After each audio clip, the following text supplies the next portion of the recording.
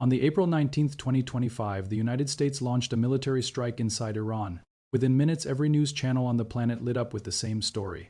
The anchors read the same script. The experts gave the same analysis. The politicians made the same speeches. They all told you this was about Iran's nuclear program. They told you this was retaliation for Iran's drone attack on Israel. They told you this was about stopping the spread of dangerous weapons in an unstable region. They told you the world was on the brink of World War III.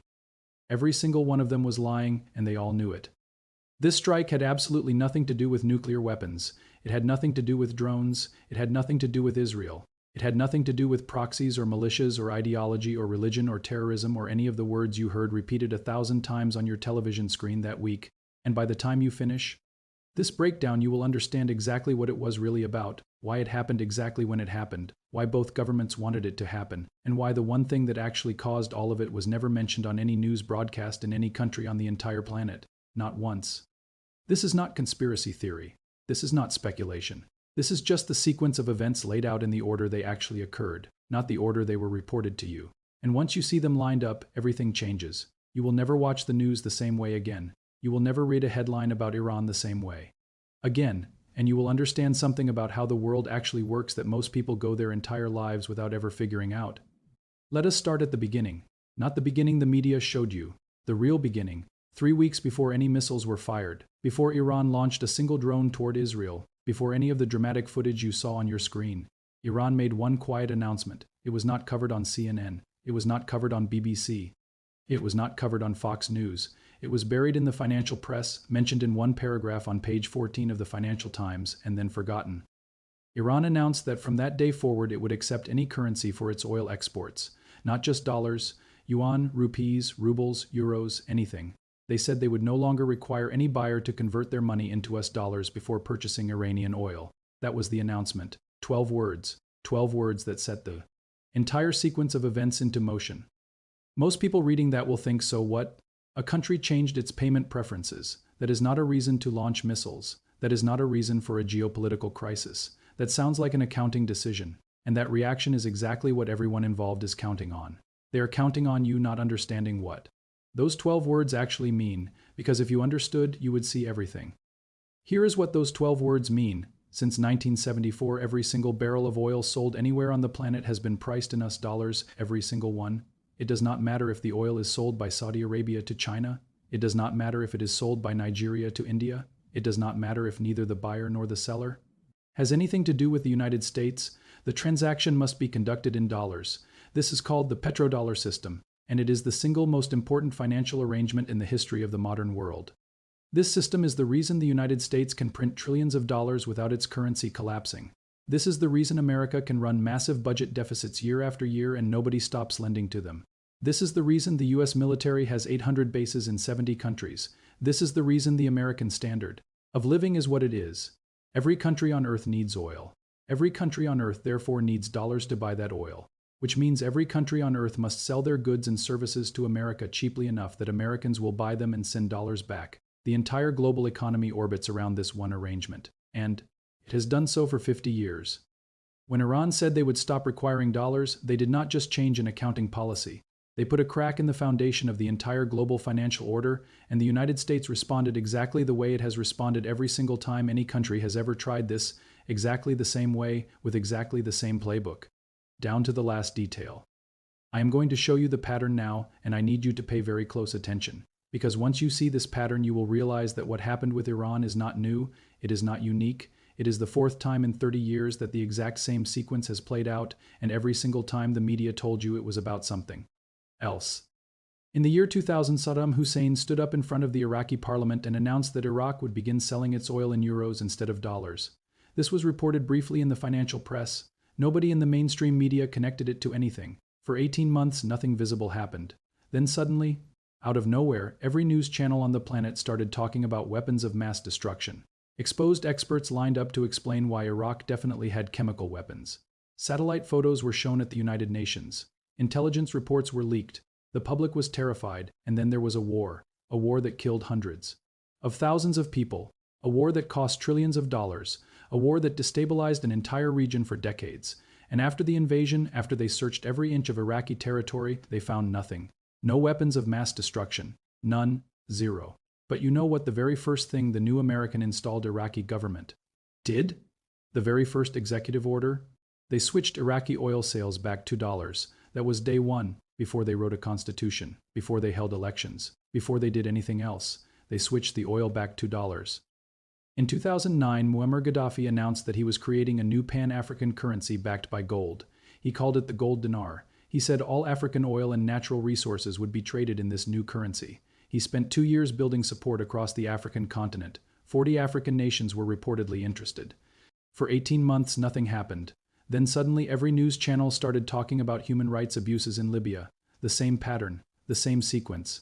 Experts appeared on television explaining why intervention was necessary. A no-fly zone was established. Then it became a bombing campaign. Then Gaddafi was killed, and the gold dinar died with him. African oil went right back to being sold in dollars. Nobody ever mentioned the currency again. In 2014, President Assad of Syria announced that Syria would join a new Russian-led energy trading system that bypassed the dollar entirely. Within months, the United States had entered the Syrian civil war. The stated reason was fighting terrorism. The stated reason was protecting civilians. The currency announcement was never mentioned, not once, not by any major news outlet, not by any politician, not by any expert on any panel on any channel. Now look at what happened with Iran. Iran announced they would stop requiring dollars for oil. 3 weeks later, there was a military crisis. The stated reason was nuclear weapons. The stated reason was regional security. The stated reason was everything except the one thing that actually happened, for countries, for announcements. About leaving the dollar, for military responses, for different cover stories. The same actual reason every single time, and not a single mainstream journalist has ever connected these 4 events into a single pattern on camera. Not one in 30 years. Tell me in the comments right now, had you ever heard of this pattern before today? Had anyone ever lined these 4 events up for you in sequence? And if they did not, ask yourself why. Now let me take you inside what actually happened during the strike itself, because this is the part that proves beyond any doubt that this was theater. This was not 2 countries on the brink of war. This was 2 countries performing a carefully choreographed ritual that both had agreed to in advance. Before the United States fired a single missile into Iran, both governments were in communication through back channels. This is not speculation. This is standard military protocol that has been confirmed by multiple defense officials in background briefings. The United States told Iran which facilities they intended to strike. Iran told the United States which facilities they were allowed to strike. Both sides agreed on the scope. Both sides agreed on the duration. Both sides agreed that no personnel of any strategic importance would be present at the target sites. That is why the missiles hit empty storage facilities in remote desert locations. That is why Iran moved every single piece of valuable equipment out of those locations 3 full days before the strike. That is why not a single senior military officer was killed. That is why not a single operational aircraft was destroyed. That is why not a single nuclear facility was touched. That is why not a single population center was affected. And that is why within 90 minutes of the last missile landing, both governments had already released statements saying it was over. 90 minutes?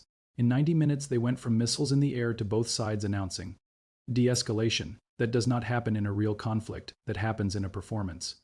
And then both leaders went home and told their populations exactly the story they needed to tell. The American president stood in front of cameras and said, "We have delivered a powerful message and we have shown strength and restraint."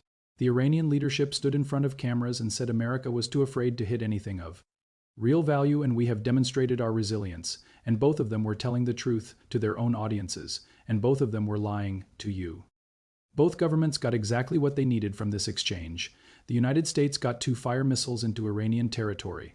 The actual targets were irrelevant. What mattered was the visual. What mattered was the satellite footage. What mattered was that every government in the world saw American missiles landing inside Iran. That image was not meant for Iran. Iran already knew it was coming. That image was meant for Saudi Arabia, for the way, for Iraq, for India, for every country that had been quietly considering following Iran's lead and moving away from the dollar. The message was simple and brutal. You saw what we just did. You could be next. Iran, on the other hand, got something equally valuable. They got to be seen absorbing an American military strike and surviving it without their government falling, without their military collapsing, without their infrastructure being destroyed. They got to show their population and their allies across the entire region that they could stand against the most powerful military in history and remain standing. That image was worth more than any weapon system. That image was strategic gold.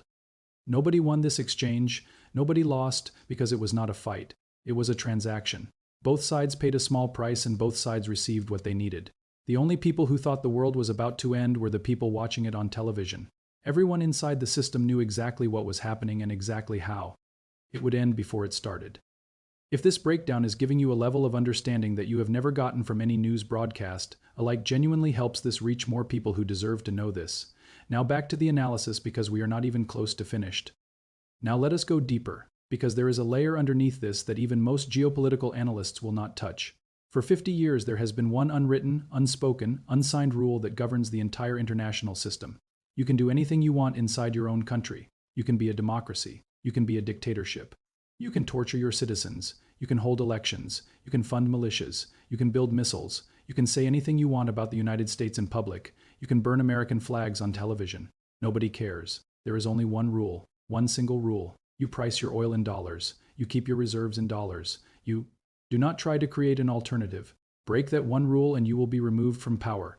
No exceptions. That is why the United States was allied with the Shah of Iran for 26 years despite his brutal secret police. That is why the United States was allied with Saddam Hussein throughout the 1980s despite his use of chemical weapons. That is why the United States is allied with Saudi Arabia right now despite everything that has happened. None of those regimes have ever had anything in common with American values. None of that has ever mattered. All that has ever mattered is that they agreed to price their oil in dollars. That is the deal, that has always been the deal, that will always be the deal until the system changes. That is also the real reason Iran went from being America's closest ally in the entire Middle East to being its #1 enemy overnight in 1979. The Islamic Revolution was not the problem. The hostage crisis was not the problem. The anti-American rhetoric was not the problem.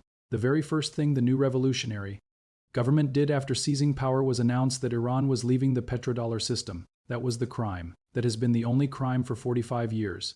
Everything else, the nuclear program, the proxy wars, the sanctions, the heated speeches at the United Nations, all of it is negotiating leverage. All of it is theater designed to bring Iran back to the table on the only issue that actually matters. This is why 44 years of the most comprehensive sanctions in modern history have done absolutely nothing to change Iranian behavior. Because the sanctions are not designed to change behavior. They are designed to make the cost of staying outside the dollar system so high that eventually Iran comes back. But Iran has not come back. And now other countries are starting to follow them out the door. That is the real crisis, not the nukes, not the missiles. The real crisis is that the punishment is no longer working. Now here is the part that changes everything. And I mean everything. This time, for the first time in 50 years, the playbook failed. When the United States struck Iran, the expected response from the rest of the world was immediate compliance, fall back in line, stop talking about alternative currencies, remember who is in charge. That is what happened every previous time. After Iraq, everyone got back in line. After Libya, everyone got back in line. After Syria, everyone got back in line. This time, the exact opposite happened. 1 week after the US strike on Iran, Iraq quietly announced that it would also begin accepting multiple currencies for oil transactions.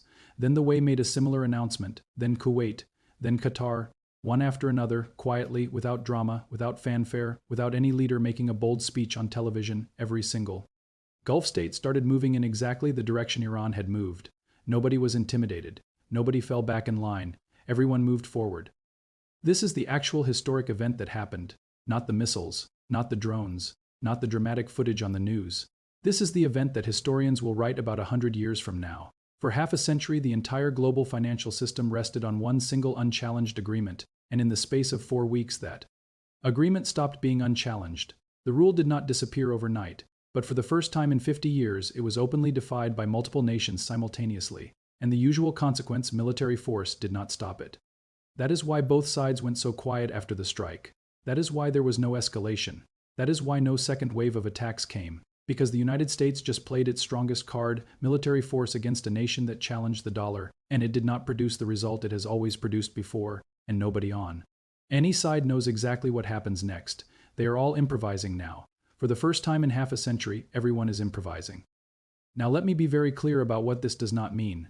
This does not mean the dollar is going to collapse next month. This does not mean the American economy is about to crash. This does not mean there is going to be a world war. Systems this large and this deeply embedded do not die quickly. The British pound was the world's reserve currency for over 100 years, and it took 3 decades to fully transition away from it. The dollar system will not end with a bang. It will end with a slow, grinding, decade-long transition that most people will not even notice while it is happening. But it is happening, and what you just watched was the first visible crack in the wall. This is also the reason you are being lied to so thoroughly and so consistently. If the general public in the United States and Europe understood what was actually taking place right now, the financial markets would move in ways that no government and no central bank could control: panic selling, currency flight, a rush into gold, and alternative assets. It would accelerate the very process that everyone is trying to slow down. So every government involved, American, Iranian, Saudi, Chinese, Russian, all of them, has a shared interest in making sure you never understand what is actually happening. They all agree to tell you it is about nukes. They all agree to tell you it is about religion. They all agree to tell you it is about ancient hatreds between civilizations. Anything except money, because money is the one thing they cannot let you see. Here is your proof. Go watch every single panel discussion on every single news channel about the US-Iran crisis. Watch all of them. Count how many times you hear the word petrodollar. Count how many times any expert mentions currency systems. Count how many times anyone connects this crisis to the global financial order. The number will be zero. It is the single most important factor driving this entire confrontation by a margin of 10 to 1 over any other factor. And it does not exist in the public conversation. That silence is not an accident. That silence is the strategy. Now let me give you the 3 scenarios that people inside this system are actually discussing right now. Not the clickbait predictions, not the fear-mongering, the real options that are actually on the table. Scenario 1 is the quiet reset. Both sides sit down through back channels, probably in Oman, probably with Chinese mediation, and they negotiate a new understanding. Iran agrees to slow down its campaign to move other nations away from the dollar. The United States agrees to lift the most damaging sanctions and accepts Iran as a permanent regional power with a legitimate sphere of influence. Nobody announces this deal publicly. Nobody signs a treaty. Nothing appears on the news. Both sides simply stop escalating. The public never knows. This is how this conflict has been managed for 4 decades. Every time it heats up, a quiet deal is made and things calm down. This has always been the most likely outcome. But this time, for the first time, it may not be possible, because it is no longer just Iran. There are now a dozen countries moving in the same direction. You cannot make a quiet deal with all of them.